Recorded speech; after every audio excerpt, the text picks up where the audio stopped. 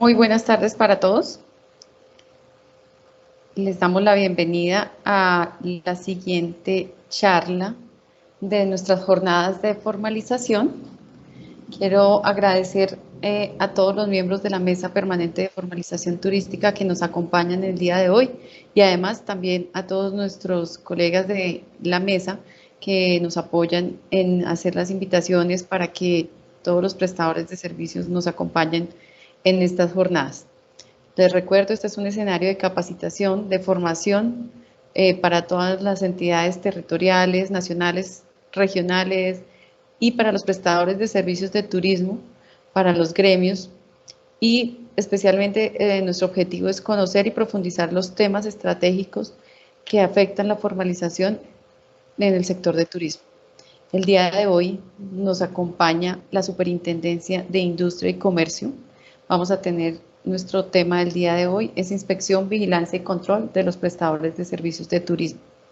Tenemos a nuestra expositora del día de hoy, nos va a acompañar la doctora Luz Helena Mendoza Rubiano.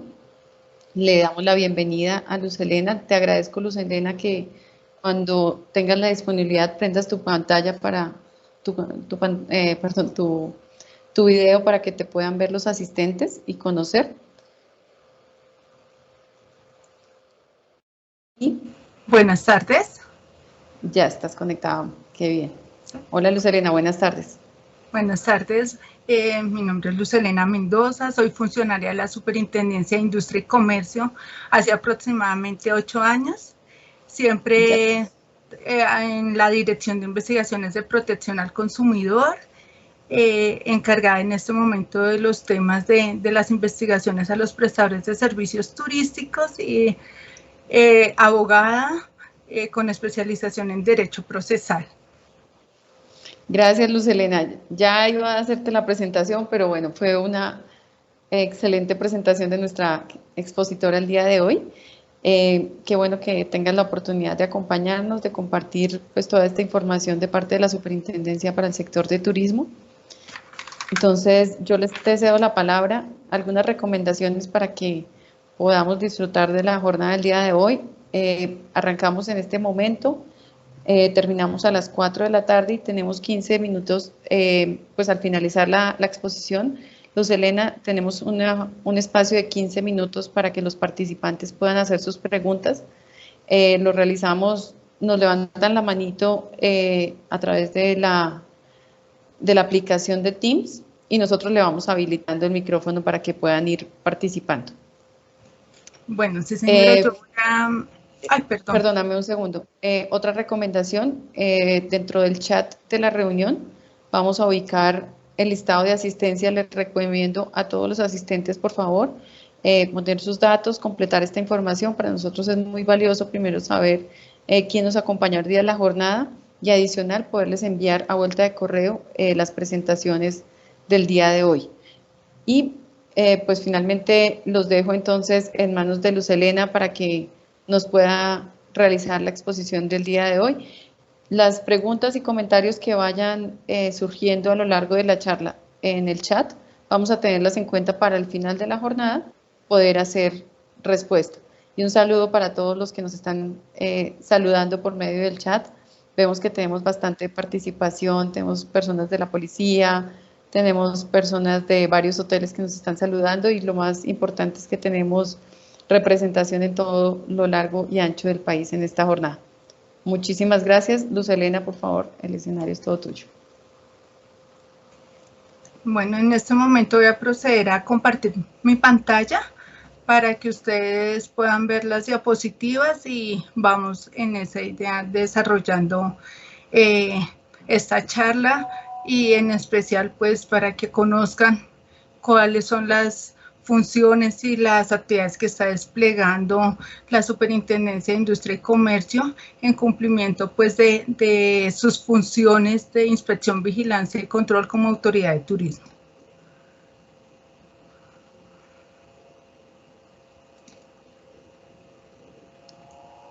No sé si están viendo en este momento mi pantalla. Sí, Luz Helena, ya estamos viendo la presentación. Está en formato, todavía no está en vista de presentación. Te recomiendo que que la pongas en formato de presentación para que se vea más grande y la puedan observar los asistentes. Sí, señora.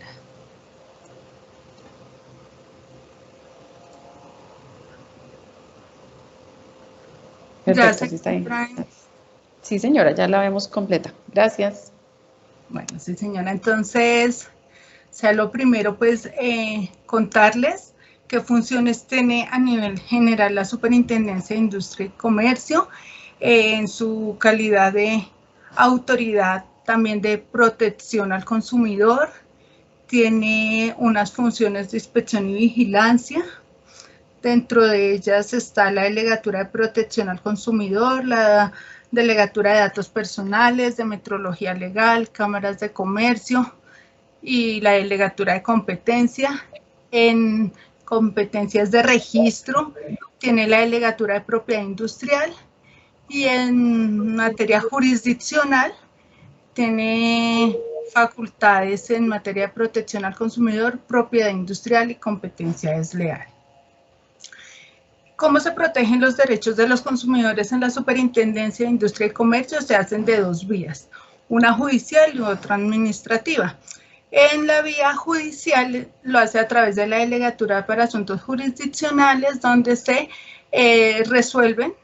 como un juez de la República casos de interés particular, se hace a través de demandas, conforme lo establece el Código General del Proceso, y pues se define a través de sentencia. Por la vía administrativa está la Delegatura para la Protección del Consumidor, que lleva a cabo investigaciones de interés general, las cuales pueden iniciar por queja o las puede iniciar de oficio la delegatura en cabeza de la Dirección de Investigaciones de Protección al Consumidor, y tiene funciones de policía administrativa. En la Delegatura para la Protección del Consumidor hay dos direcciones. Una dirección de investigaciones de usuarios de comunicaciones y servicios postales, y a la cual pertenecemos nosotros, que es la Dirección de Investigaciones de Protección al Consumidor. Cada una de ellas cuenta como con dos subdivisiones. En la Dirección de Investigaciones de Usuarios de Comunicaciones está un grupo encargado de las investigaciones administrativas y otro grupo encargado de la supervisión, control y vigilancia de los regímenes de protección de usuarios. Y en la Dirección de Protección al Consumidor de Investigaciones está un grupo de supervisión empresarial y seguridad del producto, y digamos que los demás nos encargamos de estas funciones administrativas de protección al consumidor. ¿Por qué es competente? Ahora sí, entrando en materia, ¿por qué es competente la Superintendencia de Industria y Comercio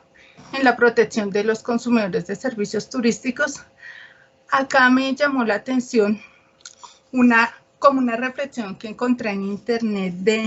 del señor David Lagunas Arias, que dice que el turista es un recolonizador, ya que con base en sus intereses, necesidades y requerimientos, los lugares se transforman y crean servicios y productos con el fin de complacerlo. Esto me parece que da casi que respuesta a esta pregunta, en la medida que el turista también es un consumidor y en esta medida pues requiere de una protección especial por parte de las autoridades, como lo establecen también pues los principios que rigen la materia. En esa medida, digamos que es la parte débil en la relación de consumo, en la medida que este tipo de servicios que adquiere es diferente, digamos, a los comunes, que lo hace para, digamos, satisfacer una necesidad más a nivel familiar o empresarial. Acá es una necesidad por placer, por ocio, de paseo, entonces digamos que está más vulnerable a que sean como atentados sus derechos. Entonces, bueno, ahora digamos que se le asignó a la Superintendencia de Industria y Comercio, que es especialista en la protección de los consumidores, también la protección de los turistas. Esa competencia la tiene la Superintendencia a partir del 1 de enero de 2012, en virtud de lo establecido en el decreto 4176, que fue a través del cual se reasignaron unas funciones que estaban en cabeza del Ministerio de Comercio, Industria y Turismo y se le encargaron a la DIAN y a la Superintendencia de Industria y Comercio. Sin embargo, el Ministerio, se había reservado una facultad respecto a las investigaciones relacionadas con la infracción a operar sin el Registro Nacional de Turismo.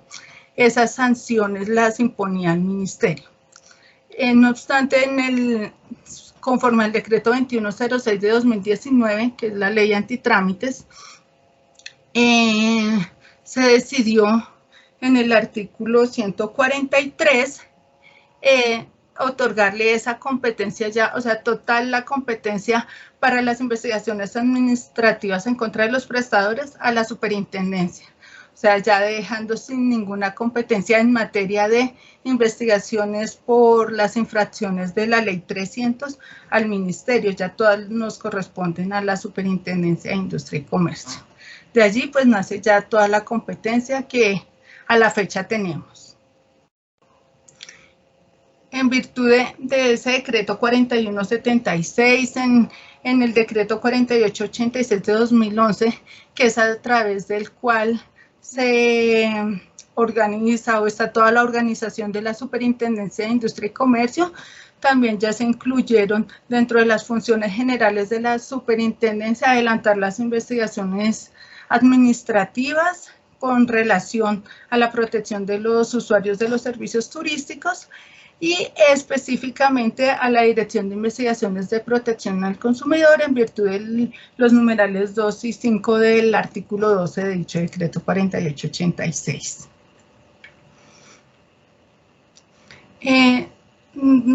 Hemos notado ya al asumir estas competencias que el marco normativo de la Ley General de Turismo pues es muy amplio. La Ley General de Turismo es la Ley 300 de 1996, la cual ha sufrido varias modificaciones, que la más reciente es la Ley 2068 de 2020,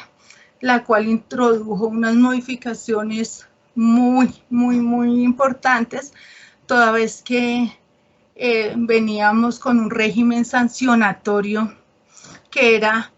a la luz de los consumidores y de los afectados, de los turistas, casi irrisorio, para ampliar esa facultad sancionatoria y permitir que ahora esas infracciones puedan ser sancionadas conforme al régimen sancionatorio de la Ley 1480 de 2011, que es el régimen de protección al consumidor, lo que quiere decir que faculta para imponer sanciones hasta 2.000 salarios mínimos legales mensuales vigentes. Asimismo, en el decreto 1074 de 2015,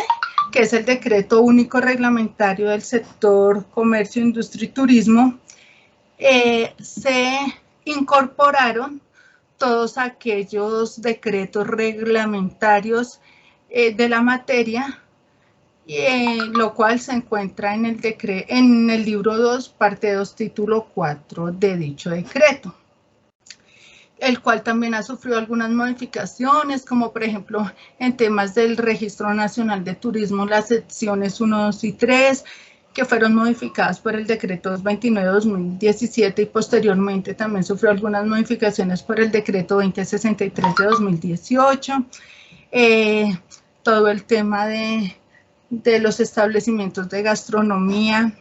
que también sufrieron ahorita una modificación conforme al decreto 343 de 2021. El tema de los guías turísticos también ha sufrido varias modificaciones, la última el decreto 1053 de 2020, y de un modo u otro en esta diapositiva encontramos resumidos o descritos las leyes y decretos que han venido modificando esta Ley General de Turismo. Conforme a la última modificación contenida en la Ley 2068 de 2020, se definió el turismo como el conjunto de actividades que realizan las personas durante sus viajes y estancias en lugares diferentes a su entorno habitual por un periodo de tiempo consecutivo inferior a un año, con fines de ocio, cultura, salud, convenciones o negocios. Y el turista es la persona que realiza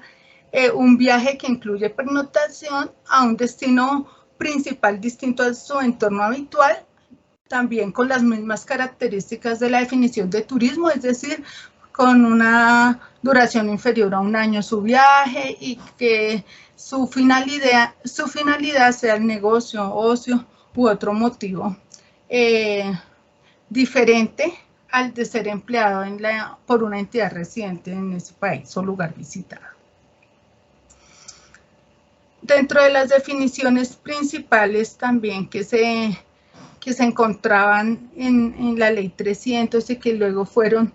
modificadas por la ley 2068, se tiene pues las definiciones sobre los diferentes tipos de turismo, encontrando que existe un turismo emisor, un turismo interno, un turismo receptivo y un turismo de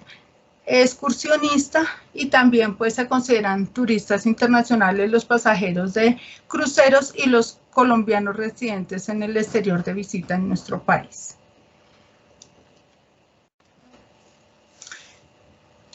Como les decía al comienzo, la protección al consumidor de servicios turísticos tiene unos principios rectores que se encuentran en la ley 300,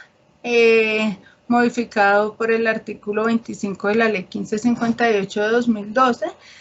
que dice que con miras al cabal desarrollo del turismo, el consumidor será objeto de una protección específica por parte de las entidades públicas y privadas.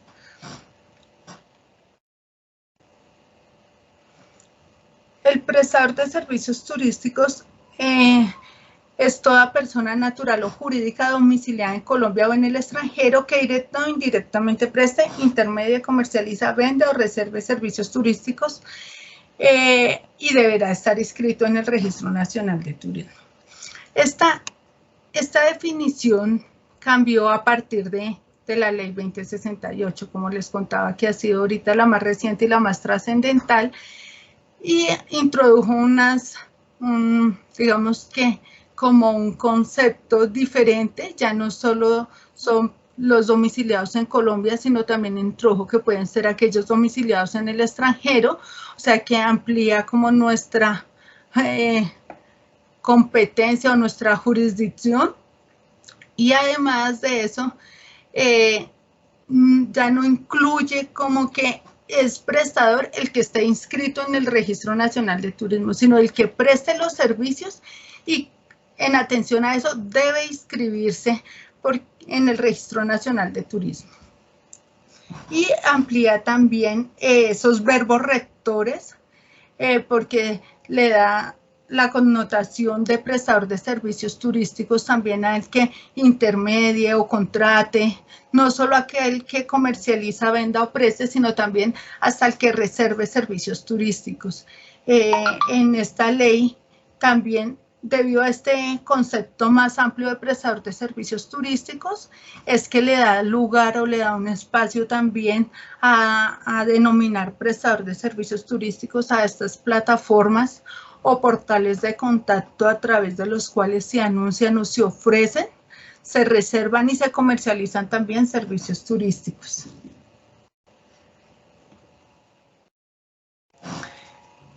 Hay unos prestadores de servicios turísticos que estaban establecidos en la ley, no obstante, que son, digamos, estos 12 principales, que están los hoteles en primer lugar y todos los demás tipos de hospedaje turístico, no permanente, las agencias de viajes, que están divididas en 3 categorías, que son agencias de viajes y turismo, mayoristas y agencias operadoras, las oficinas de representación turística, los guías de turismo, los operadores profesionales de congresos, ferias y convenciones, los arrendadores de vehículos para turismo nacional e internacional, los establecimientos de gastronomía y bares, aunque aquí tenemos que ponerle un asterisco a estos establecimientos de gastronomía y bares, porque con el último decreto 343 de 2021 que entró en vigencia el 6 de abril del año en curso, se tiene que ya la inscripción o la categoría de prestador de servicios turísticos para este tipo de establecimientos es voluntaria. O sea, el restaurante que quiera obtener la condición de prestador de servicios turísticos se puede inscribir, pero si no es su voluntad, pues la ley no lo obliga. Dentro de los prestadores también están las empresas promotoras y comercializadoras de proyectos de tiempo compartido, los usuarios y desarrolladores de zonas francas, las empresas captadoras de ahorro para viajes y servicios turísticos prepagados, los concesionarios de parques y las empresas de transporte terrestre automotor especial, Chivas u otros automotores que presten servicio de transporte público turístico. Bueno, estas son las que de manera general trae la ley 300 en el artículo 62. Sin embargo, con la modificación del decreto 229 de 2017, encontramos que se incluyeron unas dos nuevas categorías que son las compañías de intercambio vacacional y los parques temáticos. Y como ya les adelantaba hace un rato,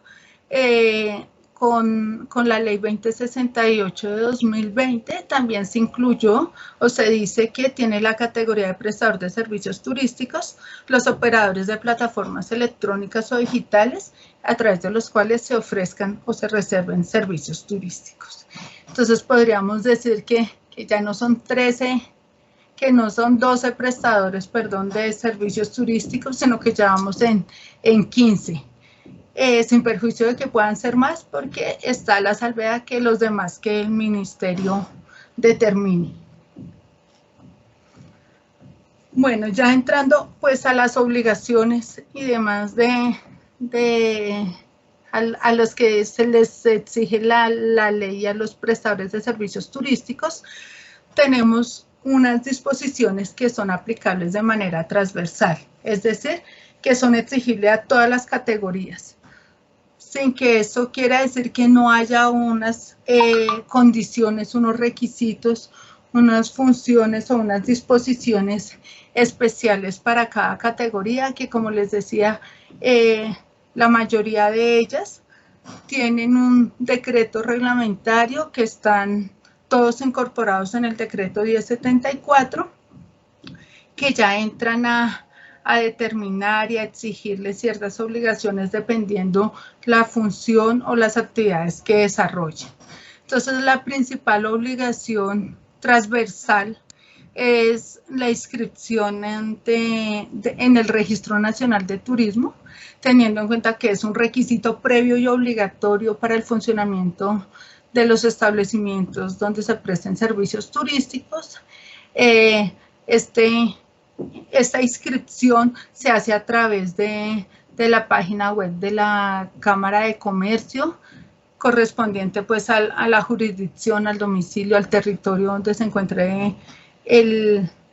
establecimiento de comercio. Ellos expiden ya el certificado, más o menos se demora 15 días según dice la norma. Y la información del Registro Nacional de Turismo es pública y cualquier persona puede consultarla. Digamos que hay una condición especial para la expedición del Registro Nacional de Turismo en el departamento de San Andrés, Providencia y Santa Catalina, donde dice que los prestadores de servicios turísticos de dicho departamento, previo al registro ante la Cámara, deben registrarse y obtener un permiso de la Secretaría de Turismo departamental conforme lo dispuesto en la Ley 915 de 2014, que es el Estatuto Fronterizo, Comercial y de Turismo de dicho departamento. Bueno, frente a ello, el objeto del Registro Nacional de Turismo tiene tres objetivos principales, que el primero de ellos es llevar la inscripción de los prestadores que efectúen operaciones en Colombia o que estén prestando servicios, ofrezcan a los consumidores colombianos, establecer mecanismos de identificación y regulación y establecer un sistema de información, digamos, todo hay que tenerlo controlado con este fin, ese es el objeto principal del Registro Nacional de Turismo. Causales para no efectuar el Registro Nacional de Turismo es cuando no se cumplan los requisitos especiales para cada categoría. Como les decía, si bien es cierto, hay unas obligaciones y unos requisitos de inscripción en el registro que son transversales a todas las categorías de prestadores, también hay unos requisitos que son especiales para cada categoría. Entonces, pues al momento de inscribirse en el registro, debe verificarse primero pues la categoría a la cual se pretende inscribir y verificar pues cuáles son los requisitos que la misma exige para su inscripción. También la Cámara de Comercio no efectúa el registro cuando hay errores u omisiones en el diligenciamiento del formulario y también cuando el objeto social, o sea, la actividad económica que se encuentra contenida en el registro mercantil no corresponde con las actividades o las funciones que tiene la categoría o subcategoría a la cual se pretende inscribir dicho prestador de servicios turísticos. Y también lo pueden negar, o sea, se puede no efectuar el registro si el certificado de matrícula mercantil no está renovado a la fecha de la solicitud de la inscripción en el Registro Nacional de Turismo. La norma también exige que independientemente de que un mismo prestador, llámese persona natural o jurídica, tenga diferentes establecimientos de comercio, debe hacer inscripción de manera separada para cada uno de ellos. Me explico, por ejemplo, yo decido abrir una agencia de viajes y turismo y me está yendo también que decido abrir otras sucursales. Independientemente de que yo ya tenga mi registro, mi inscripción, yo tengo que para cada una de las sucursales inscribirla en el Registro Nacional de Turismo y cada una contará con un número diferente, un número de Registro Nacional de Turismo. Lo mismo pasa, digamos que en otro sentido, por ejemplo, yo en un establecimiento de comercio, llámese lugar físico, abro mi agencia de viajes y turismo, pero me doy cuenta que también es buen negocio tener una agencia de viajes operadora o un operador de transporte turístico y así operen en el mismo lugar físico, en el mismo establecimiento de comercio. Si voy a desarrollar actividades que corresponden a diferentes categorías, debo inscribir y sacar un registro nacional de turismo para cada una de las categorías, dependiendo de los servicios que yo ofrezca a los consumidores.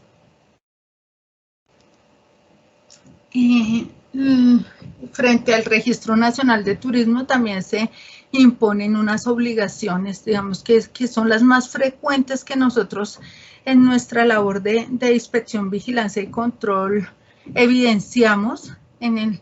el diario vivir, que es la publicidad de ese Registro Nacional de Turismo. La norma nos exige que si yo tengo un establecimiento físico donde atienda público, el certificado como tal, no solo el número, sino ya el documento, el certificado de Registro Nacional de Turismo vigente debe estar exhibido en un lugar de fácil acceso a los consumidores. Igualmente, si yo tengo un sitio web a través del cual ofrezco también esos servicios turísticos, también dicho documento, dicho certificado debe estar de fácil acceso a los consumidores. Adicional a ello, o sin perjuicio de ello también, el número de la inscripción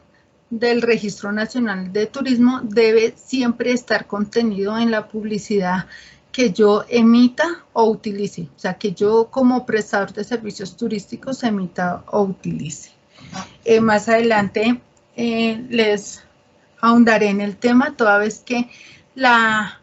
omisión de esta obligación de incluir el número de inscripción en la publicidad que se emite o utilice, conforme al artículo 30 de la Ley 1558 de 2012, nos dice que se denomina como publicidad engañosa. Cuando hay suspensión o cancelación del Registro Nacional de Turismo, puede ser por decisión de la Superintendencia de Industria y Comercio, lo cual lo podemos hacer, digamos aquí ya con sentido de pertenencia hablando. Lo podemos hacer a través de una medida previa o ya como consecuencia del juicio de responsabilidad que se haga dentro de la investigación administrativa, y como sanción se puede suspender el Registro Nacional de Turismo, o también se puede ordenar su cancelación. O también se puede suspender o cancelar el Registro Nacional de Turismo por solicitud del mismo prestador inscrito. Él puede suspender, no sé, dicho prestador necesita, digamos ahorita con el tema de la pandemia, si tuvieron que cerrar, los prestadores hubieran podido acudir a esta figura y solicitar a la Cámara de Comercio, como se iban a suspender las actividades turísticas, que se suspendiera la inscripción mientras duraba la inactividad. Y o también se cancela cuando por inactividad ya el ministerio automáticamente, después de un año de no haberse renovado el Registro Nacional de Turismo por parte del prestador, puede ordenar automáticamente su suspensión, y si ya lleva 2 años consecutivos sin que se haya renovado dicha inscripción, se da la cancelación automática. También por ministerio de la ley, cuando se den las condiciones establecidas en el Decreto Único Reglamentario 1074, y también en caso de cuando se cancela el registro mercantil, la Cámara de Comercio automáticamente cancela el Registro Nacional de Turismo que corresponde a ese prestador de servicios turísticos que canceló su registro mercantil. Hay unas causales de suspensión automática del Registro Nacional de Turismo que nos trajo, que son totalmente nuevas, que nos trajo la Ley 2068-2020, es decir, que entraron en vigencia a partir del 1 de enero del año en curso, que son relacionadas unas con la promoción o prestación de servicios en zonas no compatibles con las áreas del Sistema Nacional de Áreas Protegidas. Digamos que aquí nosotros como superintendencia ya nos habíamos adelantado un poquito, porque dando pues alcance al artículo 2 de la Ley 1480, que nos permitía pues usar el Estatuto del Consumidor en aquellos eventos de que la norma especial no regulara ciertas medidas. Nosotros hace más o menos 2 años habíamos expedido una orden especial para los prestadores de servicios turísticos que estaban prestando sus servicios en Barú. No sé si aquí muchos tuvieron conocimiento de esa orden. También la Ley 2068 dice que se podrá suspender automáticamente el Registro Nacional de Turismo cuando se presten en bienes de uso público o que requerían permiso de una autoridad territorial y no lo tramitaron. Y también hay suspensión automática del Registro Nacional de Turismo cuando hay reincidencia en las conductas constitutivas de infracción. Entonces, los términos de esa suspensión va dependiendo de la causal que la ocasione, que dé lugar a esa suspensión.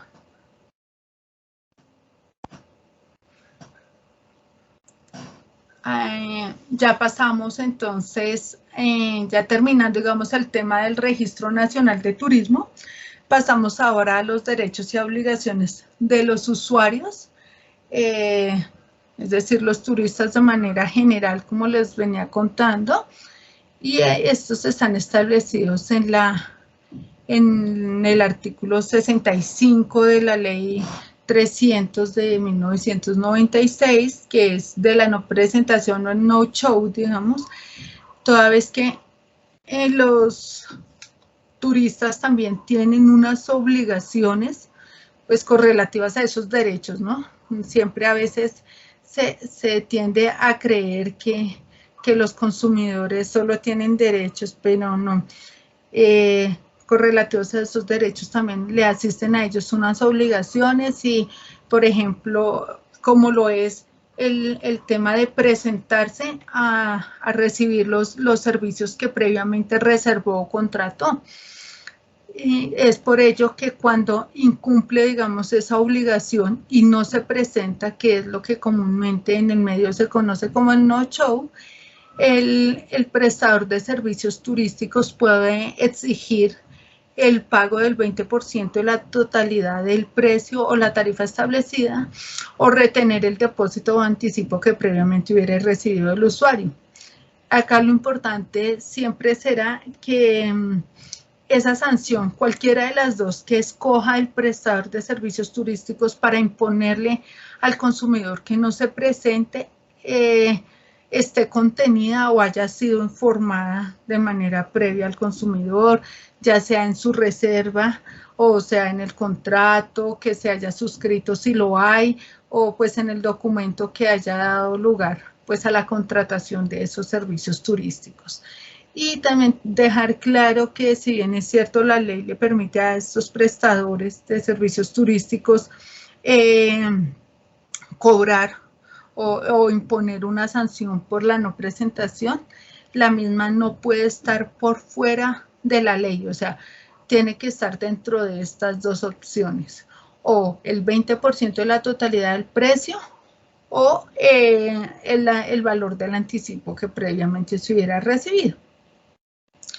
Asimismo, el artículo 63 de la ley 300 nos habla de la extensión y prórroga de los servicios turísticos, que es cuando el usuario desea extender o prorrogar los servicios pactados, tiene la obligación de comunicárselo al prestador con una anticipación razonable y no podrá, digamos, que exigir que le sea extendido, porque eso ya depende estaría sujeta a la disponibilidad que ese prestador tenga para las fechas en que el usuario desee extender o prorrogar sus servicios. En cuanto a los derechos que tienen los consumidores en materia de turismo, tenemos que ellos tienen derecho a que los prestadores de servicios turísticos respeten los términos ofrecidos y pactados, y que en caso de que los prestadores incumplan esos términos, ya sea de manera total o de manera parcial, el turista puede elegir que le presten otro servicio de la misma calidad o que le sea reembolsado o compensado el precio pagado por el servicio incumplido. Y ante la imposibilidad, digamos que si el consumidor escogiera o el turista escogiera, no, a mí no me interesa la plata, yo no quiero que me compense el precio, yo lo que necesito definitivamente es que usted me cumpla con los servicios que ya habíamos pactado, por más de que le sea imposible al prestador de servicios turísticos contratado, él deberá a sus expensas contratar, así sea con un tercero, la prestación de dichos servicios. Tenemos también como otro derecho del consumidor, que digamos que está orientado en la misma dirección del anterior, que en caso de que un prestador de servicios turísticos sobrevenda un servicio,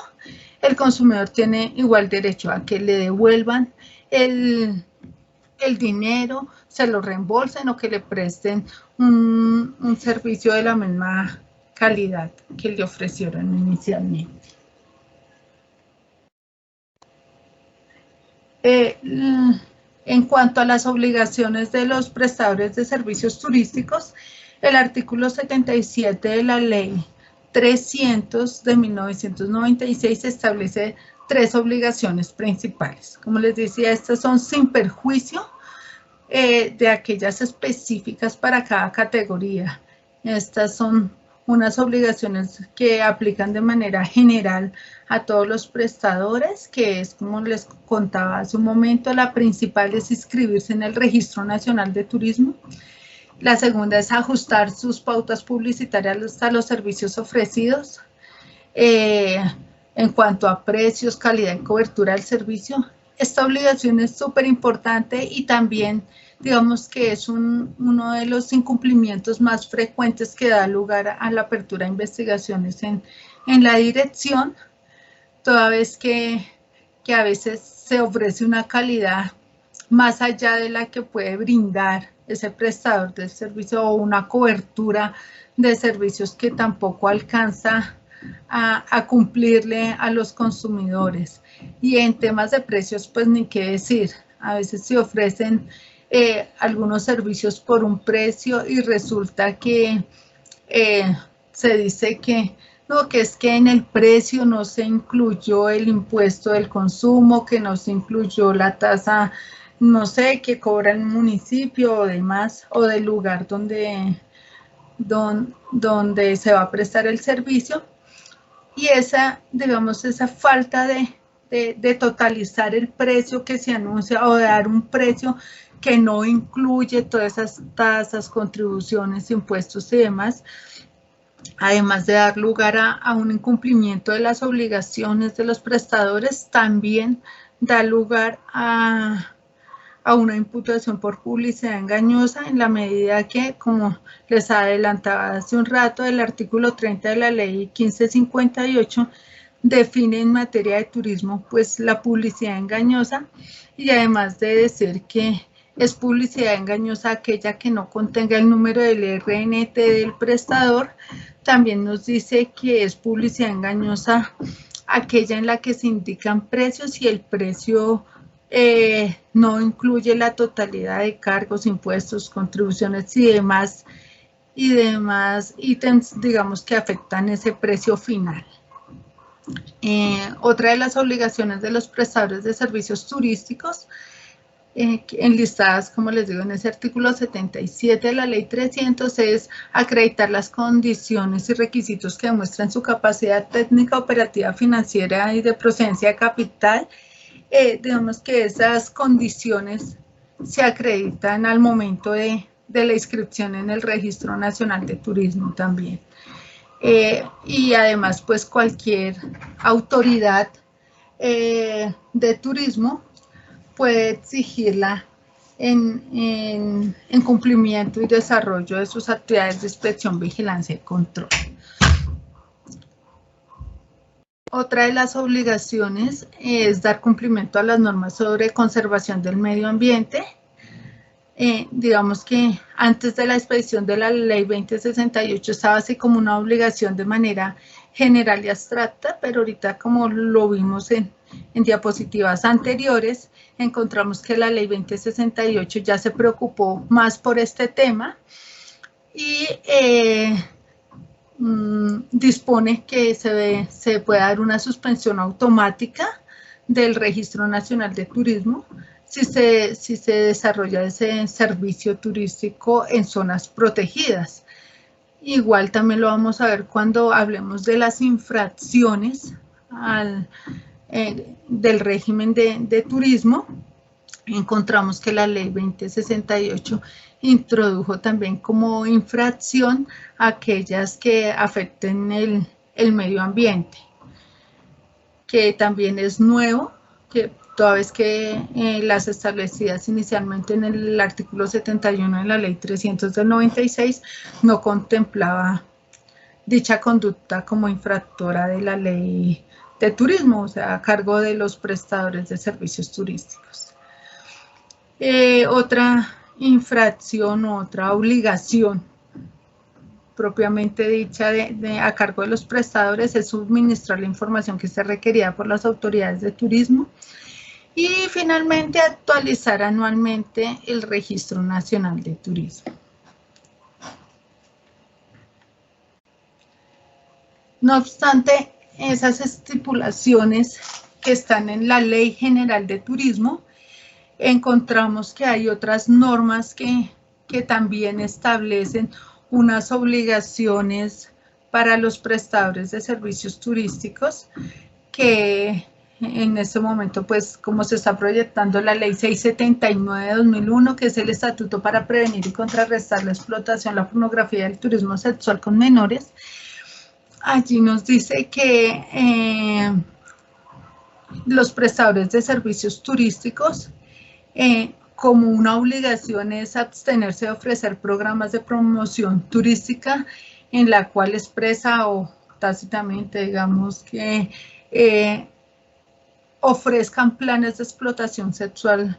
de menores y adicional a eso deben adoptar, o sea, en contrario a eso lo que deben hacer es adoptar medidas para impedir que sus colaboradores, sus empleados ofrezcan orientación turística o contactos sexuales con menores de edad.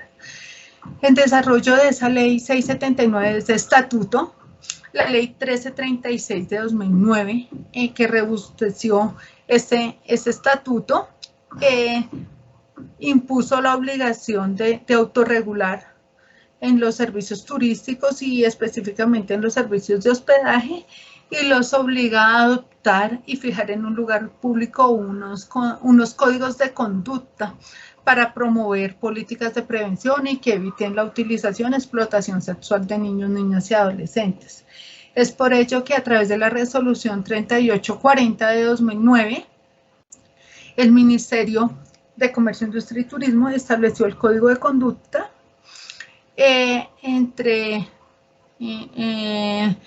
dentro del cual, entre otras, dice que debe contener, incluir en su contenido, que se debe informar a los usuarios sobre las consecuencias legales en Colombia de la explotación y el abuso sexual de niños, niñas y adolescentes. Y fijaron un lugar visible para los empleados, en un lugar visible para los empleados, dicho código de conducta. En cuanto a la anterior obligación, que es informar a los usuarios, digamos que sobre las consecuencias legales en Colombia sobre la explotación sexual, hay unas obligaciones también específicas para los prestadores de servicios de alojamiento turístico. El artículo 17 de la ley 679 establece que en los contratos de alojamiento, de hospedaje, debe incluirse una cláusula en la cual se informe a los huéspedes sobre las consecuencias legales en Colombia de la explotación sexual y el abuso de niños, niñas y adolescentes. Y en igual sentido, exige el mismo artículo 17 de la ley 679 que en la publicidad de las agencias de viajes y turismo también debe advertirse sobre dichas consecuencias legales. Ya pasamos al tema de las infracciones, como les había adelantado hace un ratico. Las infracciones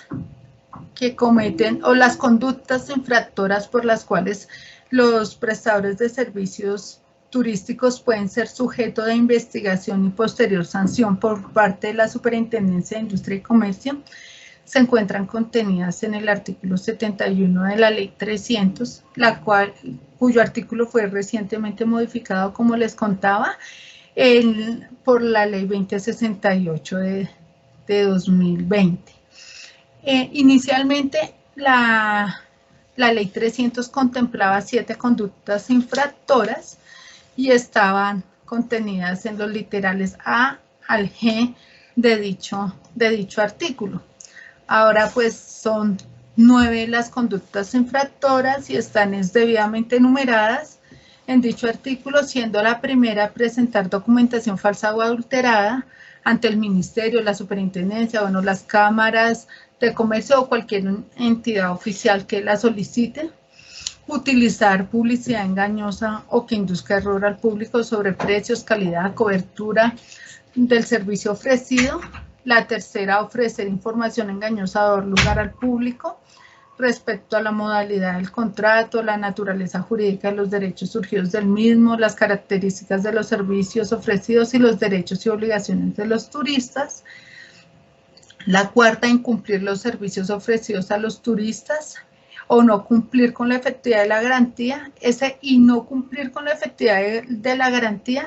fue también, digamos que agregado por la Ley 2068 de 2020.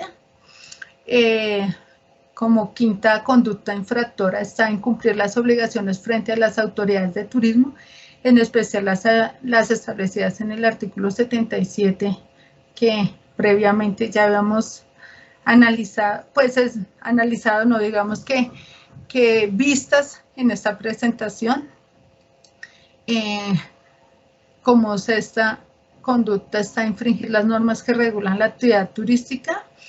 y lo que incluyó la Ley 2068 es lo que a continuación se lee, que es que, así como las instrucciones y órdenes impartidas por las autoridades de turismo, el 7, que era la última de las conductas infractoras antes de la modificación, era operar sin el previo registro nacional de turismo. Y como novedad, la Ley 2068 introdujo las dos siguientes conductas infractoras, que es prestar el servicio turístico sin alguno de los requisitos exigidos por la normatividad vigente para la inscripción o renovación en el Registro Nacional de Turismo, y permitir la promoción, ofertar o prestar servicios en lugares en que esté prohibido el ejercicio de la actividad o que no cuenten con los permisos o requisitos exigidos para ello. Entonces, frente a la primera infracción o conducta infractora, tenemos que nosotros pues tenemos la facultad de iniciar esas investigaciones cuando se presente alguna documentación falsa o adulterada, y también es nuestra obligación como consecuencia de dicha investigación, en caso de determinar que la documentación sí es falsa, compulsar copias a la Fiscalía General de la Nación.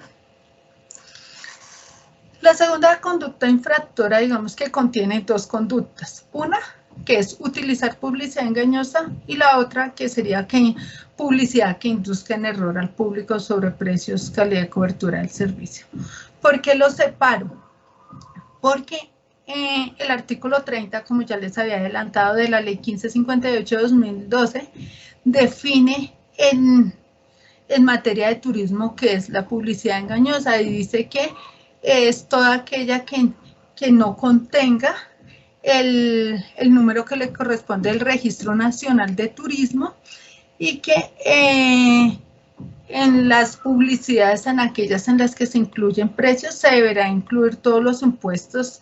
del país o del exterior, tasas, cargos, sobrecargos o tarifas que afecten el precio final, y que si está indicado dicho precio en moneda diferente a la del uso legal en Colombia, se informe pues el tipo de cambio aplicable. Y en caso de incumplirse, digamos, estas condiciones, se entenderá como publicidad engañosa. Entonces, digamos que esta es una conducta que es, digamos, que una de las más frecuentes que da lugar a investigaciones en la superintendencia, como ya les había contado, porque omiten mayoritariamente los prestadores, no sé por qué, incluir el número de su registro en la publicidad que usan o utilizan o que emiten ellos mismos, o a veces los precios que anuncian en sus publicidades no incluyen todo lo que afecta el precio final que va a pagar el consumidor. Entonces pues da lugar a la apertura del proceso administrativo sancionatorio. Y en el tema de la segunda conducta es utilizar publicidad que induzca en error al público sobre precios, calidad, cobertura del servicio ofrecido. Digamos que también es muy frecuente en temas de cobertura del servicio, porque a veces se dice todo incluido, pero pues cuando el consumidor va a hacer uso de los servicios resulta que ese todo incluido es más un todo excluido. Entonces ahí se ve o sea, se ve que la publicidad sí indujo en error al consumidor. De pronto, como les decía, el tema de las vacaciones, el tema del turismo es un tema muy sensible, que la gente lo mueve más es como el corazón que la razón. Entonces a veces esos consumidores son más vulnerables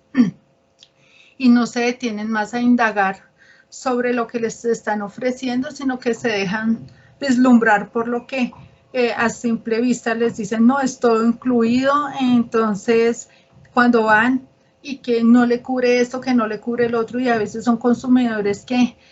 no tienen muchos recursos económicos y que compraron el plan con todos sus ahorros y, como decía, todo incluido, no llevan una reserva suficiente, y ahí sí se ven defraudados esos derechos de los consumidores. Este también es un tema muy recurrente de queja ante la superintendencia, esa inducción a error sobre la cobertura de los servicios y también pues sobre la calidad de los servicios. A veces no, es que es un hotel 5 estrellas y cuando no tienen ni media estrella, o hemos visto casos de verdad donde ofrecen unas habitaciones o unos lugares súper lindos en la publicidad, pero cuando el consumidor llega allá pues se siente totalmente defraudado en sus expectativas.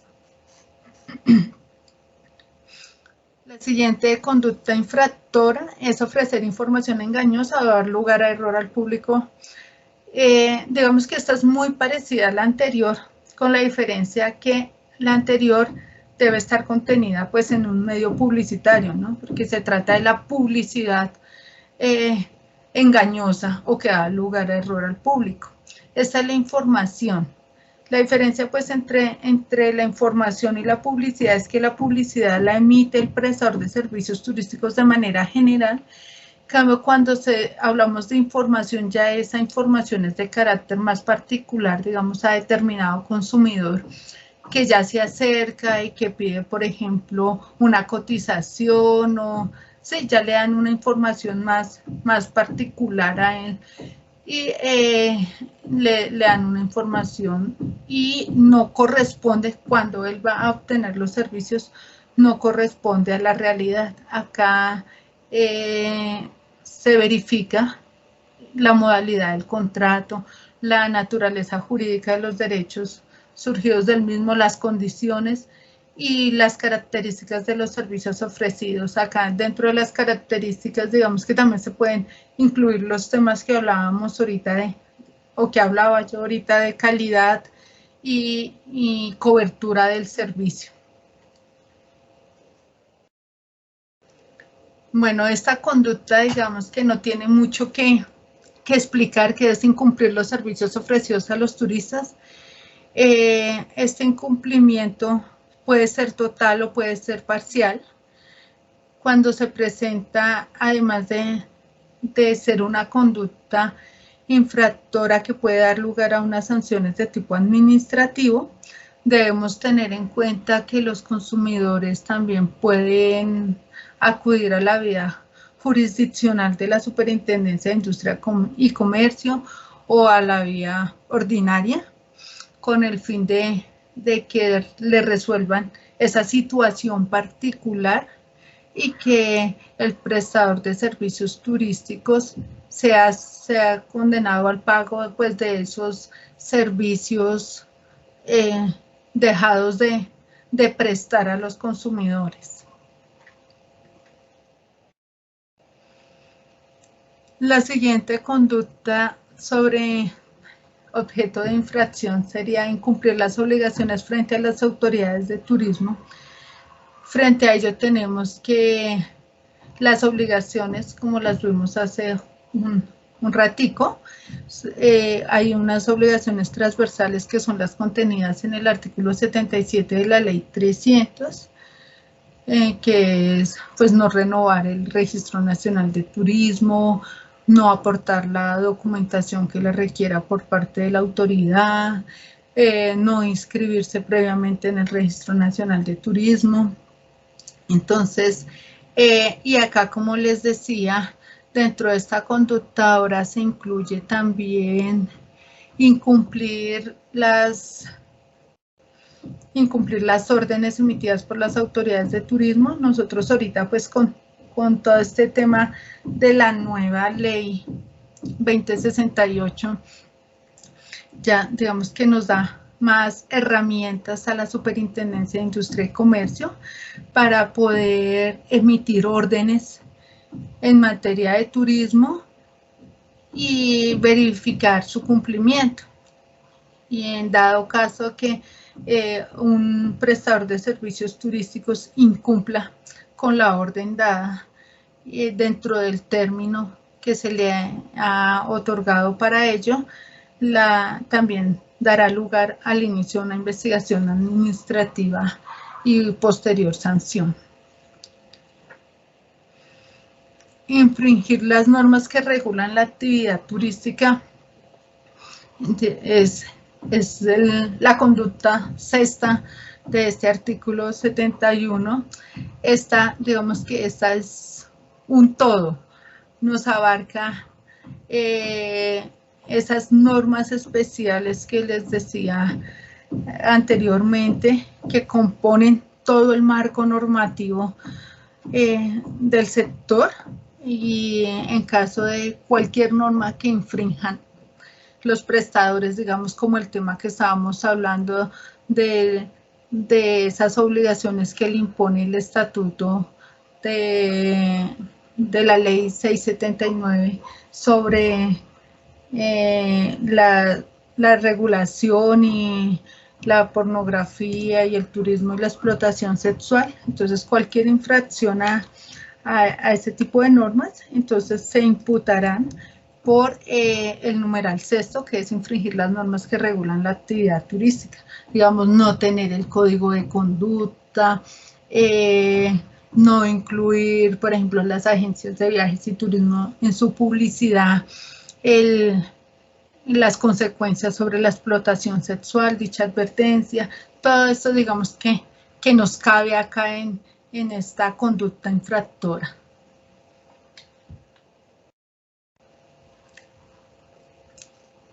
Operar sin el previo registro de que trata el artículo 61 no es más que operar sin el Registro Nacional de Turismo. Dentro de esta conducta infractora era la que yo les hablaba de que se había reservado en principio el ministerio, y que ahora ya tanto su investigación como su sanción está a cargo de la Superintendencia de Industria y Comercio. Luz Helena, disculpa que te interrumpa. Para claridad, nos restan pocos minutos para terminar la jornada del día de hoy. Te agradezco si podemos ajustar el tiempo, dado que teníamos previsto 15 minutos hasta de 4 a 4 y 15 para la jornada de preguntas, pero estamos nos quedan 3 minutos, perdón. Entonces, una pregunta, más o menos ¿cuánto podemos ajustarnos a este tiempo? Buenas tardes, doctora. Buenas tardes para todos. ¿Quién nos habla? De la Superintendencia de Industria y Comercio. Sí, nos falta explicar una infracción y explicar de manera general el cambio sancionatorio con la ley 2068 y ya. O sea, 2 minutos y terminamos. Gracias, Judy. Es que se nos limita el tema de las preguntas. Sí, claro que sí. Sí, señora. Gracias. Bueno, entonces continuaré de manera rápida, que como lo decía Judy, ya nos faltan 2 infracciones nomás. Entonces espérame, otra vez lo vuelvo. Son las 2 nuevas de la ley 2068, que es prestar el servicio turísticos en alguno de los requisitos exigidos. Acá en la diapositiva ponemos un ejemplo, y es el tema de las viviendas turísticas que están sometidas al régimen de propiedad horizontal. Digamos que es una infracción recurrente, toda vez que para ellos poder operar como vivienda turística requieren, conforme lo establece la ley 1558, estar autorizados en el reglamento de propiedad horizontal. Entonces, digamos que este es un ejemplo de lo que podría ser prestar el servicio sin alguno de los requisitos exigidos por la normatividad vigente para su inscripción en el RNT. Y la última, que también ya les había adelantado una parte, que es permitir la promoción, oferta o prestar servicios en lugares que se prohibió el ejercicio de la actividad o no cuente con el permiso. Lo que yo les decía que ya hace un año la superintendencia ordenó suspender servicios de alojamiento en Barú, específicamente en Playa Blanca, por este tema, toda vez que había, digamos, una regulación especial en Cartagena, un decreto en el cual se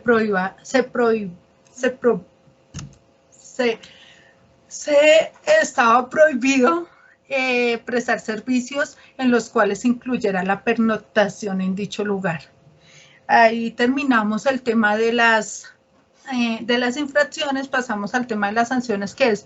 muy corto, que también ya lo había adelantado un poco, que es que se robusteció el tema sancionatorio, pasó de ser 20 salarios mínimos la multa máxima por infringir las normas que regulan la actividad turística, a ser multas hasta por 2.000 salarios mínimos, toda vez que el artículo 72 de la ley 300 nos remite al artículo 61 de la ley 1480-2011, que nos dice que hay multas hasta por 2.000 salarios mínimos vigentes al momento de la imposición de la sanción, o multas sucesivas hasta 1.000 salarios por el incumplimiento de las órdenes. Esto ya también consigo que eso sí venía desde la ley 300, suspensión del Registro Nacional de Turismo, cancelación del RNT y ejercer la actividad turística hasta por 5 años. Y lo que también les decía, que independientemente de las sanciones, el usuario puede demandar en caso de del incumplimiento. En caso del incumplimiento, los turistas pueden demandar por la vía jurisdiccional o la ordinaria. Y pues hay otras infracciones que están contenidas en la ley 679, que es también por el tema de incumplir con el estatuto de prevención contra la explotación sexual. Entonces, hasta aquí, digamos, y lo último sería el procedimiento aplicable a las infracciones, que sigue siendo el artículo 47, o sea, el procedimiento administrativo sancionatorio, que está en la ley 1437-2011. Lo único que se modificaría son los criterios de graduación para la imposición de las sanciones, que son aquellos que también están establecidos en la ley 1480-2011, es decir, el Estatuto del Consumidor. Hasta aquí, entonces, pues daríamos por terminada el tema general de las competencias de inspección, vigilancia y control que tiene la Superintendencia de Industria y Comercio en los temas de prestadores de servicios turísticos.